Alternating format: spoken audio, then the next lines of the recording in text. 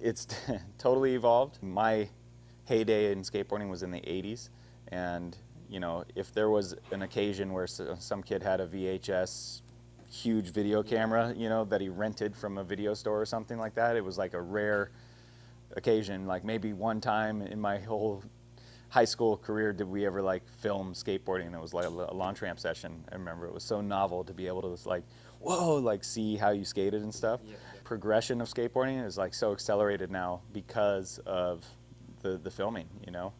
In the beginning of when I was skateboarding, we just get a handy cam and go have fun and skate. But now, like with all the progression technology and stuff, people are getting bigger cameras. Like these, I think this is a VX 2100. There's also a big HD movement, which is even moving away from these cameras.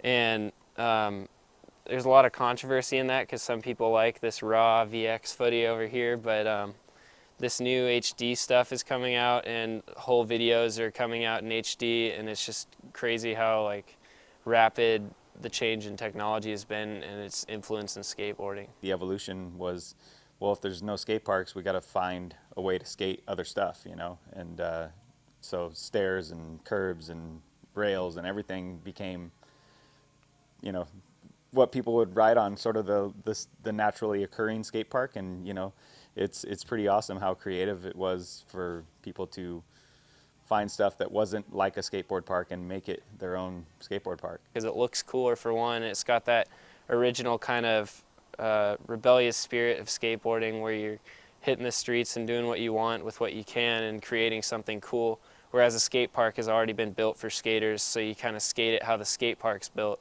But the streets, you can find anything and skate it however you want, and that's why it's the best to film. Well, park skating is generally a lot easier because like the concrete is smooth, and I mean there's ledges and quarter pipes and rails everywhere. You get constant practice all in one place, whereas street, like you got to go out and you got to find everything. The whole dynamic of it is kind of different. Well, I think the misconception, people's exposure to skateboarding is like in an urban landscape where it just doesn't seem like it should be coexisting with people on bikes and walking down the street and stuff like that. And it's just you hear this loud rumble down the street, you know, and watch kids skating, and it just seems like, get out of the way. That kind of progression from vert ramps to freestyle, and then the combination in the streets, that kind of got a lot of respect because it was a cool thing to do with what you had wherever you want. I like to think of skate parks as like training grounds or like a public park. Like you just go there to have fun and relax.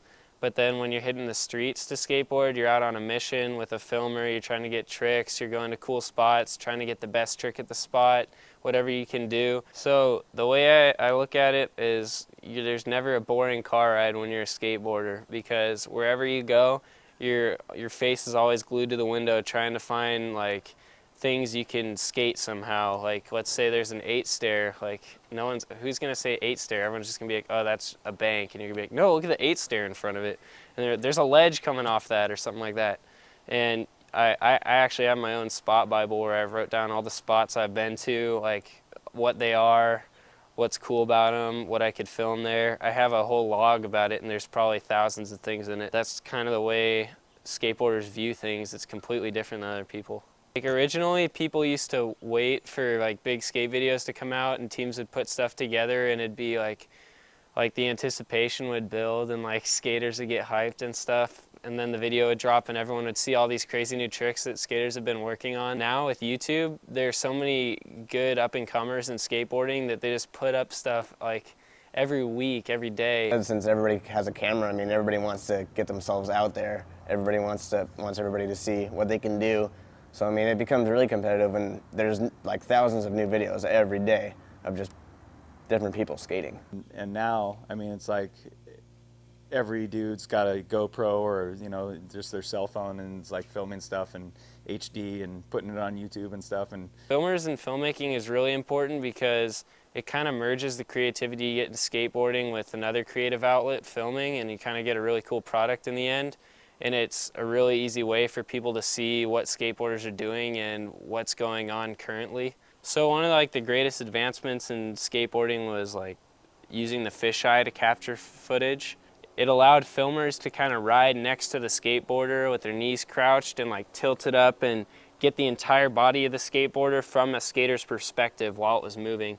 Because when skateboarding started developing into lines, which is a series of tricks, maybe like a flat ground trick, a ledge trick, a stair trick, all put together in one, try to make it look as smooth as you can. You got this all on film easily with a fisheye lens because it captures so much of the environment around the skater and the skater himself. Once someone's sponsored, they pretty much get flowed product. Let's say it's a shoe company, they'll get flowed some Etnies shoes, let's say, and then they'll start wearing those to the skate park, to skate spots. They'll get it on video. All the kids that look up to them will see them wearing the stuff. They'll want to buy the product. Essentially a sponsored rider, at least on a shop level. I mean, the kid is essentially a ambassador of the store. So you want a kid that's like, you know, out there in the skate scene, who's, you know, a positive guy, and hopefully will, you know, wear your t-shirt, have stickers on his board, to try and drive the kids that may see him and think he's a great skater to come to the store that he goes to. If you look at the mainstream skate shops like Zoomies and stuff like that, you know, some of the mall chains, which have a team, but they're not connected to the team. You know, the team to them is a paycheck. It almost takes the mask off of professional level skateboarding, you know, where all of a sudden a kid can see something like a spot, or, you know, that they skate normally, and see somebody who's sponsored or pro even do something down it, and they can just sort of like calibrate their own skate level and go, whoa, he, you know, so-and-so did that down it, I can do that, or I can even do something better down it. And it's just, you know, it's just stupid. And the only drive and motivation for a kid to do it is because he thinks, I'm just going to do that so that I can show that I'm better than somebody who's you know, pro or sponsored, and I'm not even sponsored, and check me out, what about me? You know, it's just stupid.